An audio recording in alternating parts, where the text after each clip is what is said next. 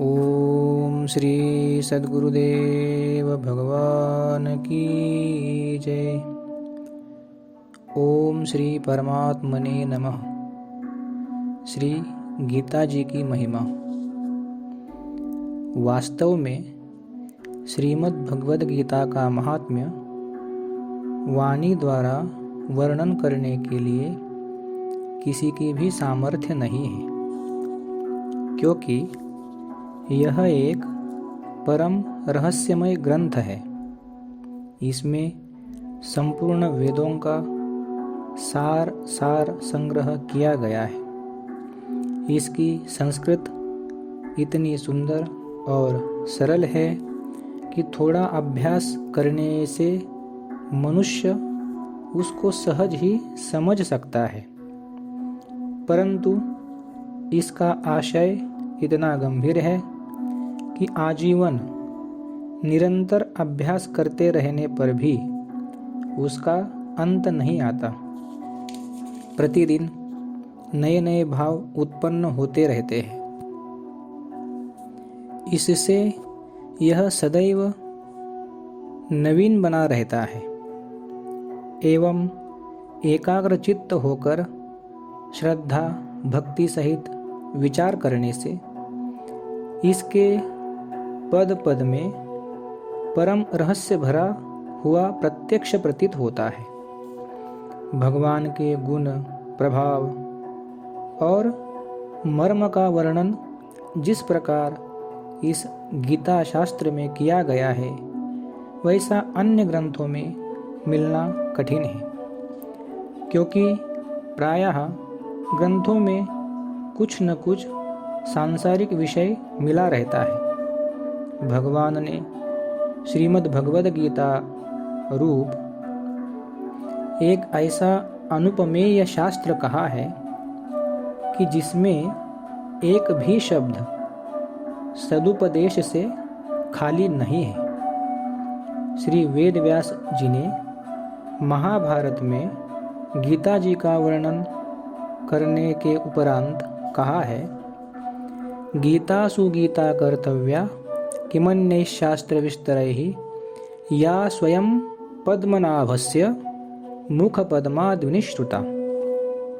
गीता सुगीता करने योग्य है, अर्थात श्री गीता जी को भली प्रकार पढ़कर अर्थ और भाव सहित अंतःकरण में धारण कर लेना मुख्य कर्तव्य है, जो कि स्वयं पद्मनाभ भगवान श्री विष्णु के मुखारविंद से निकली हुई है।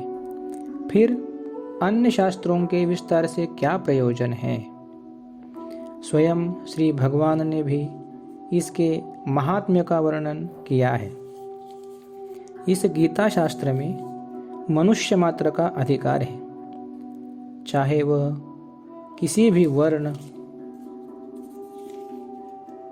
आश्रम में स्थित हो, परंतु भगवान में श्रद्धालु और भक्ति युक्त अवश्य होना चाहिए, क्योंकि भगवान ने अपने भक्तों में ही इसका प्रचार करने के लिए आज्ञा दी है, तथा यह भी कहा है कि स्त्री वैश्य शूद्र और पापयोनि भी मेरे परायण होकर परम गति को प्राप्त होते हैं।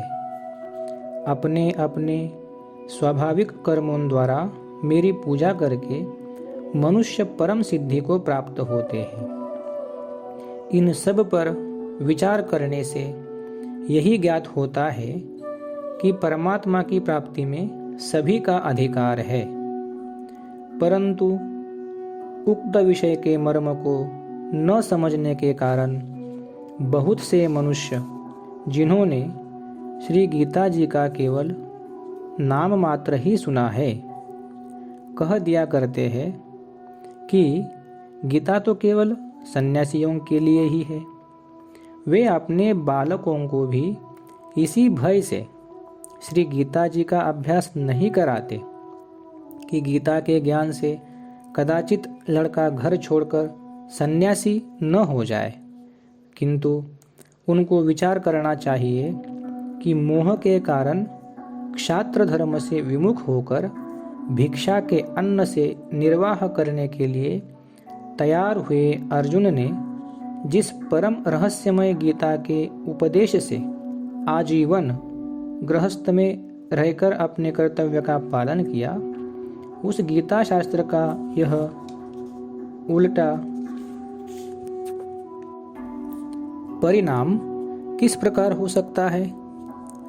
अतएव कल्याण की इच्छा वाले मनुष्यों को उचित है कि मोह का त्याग कर अतिशय श्रद्धा भक्ति पूर्वक अपने बालकों को अर्थ और भाव के सहित श्री गीता जी का अध्ययन कराए एवं स्वयं भी इसका पठन और मनन करते हुए भगवान के आज्ञानुसार साधन करने में तत्पर हो जाए, क्योंकि अति दुर्लभ मनुष्य शरीर को प्राप्त होकर अपने अमूल्य समय का एक क्षण भी दुख मूलक क्षणभंगुर भोगों के भोगने में नष्ट करना उचित नहीं है।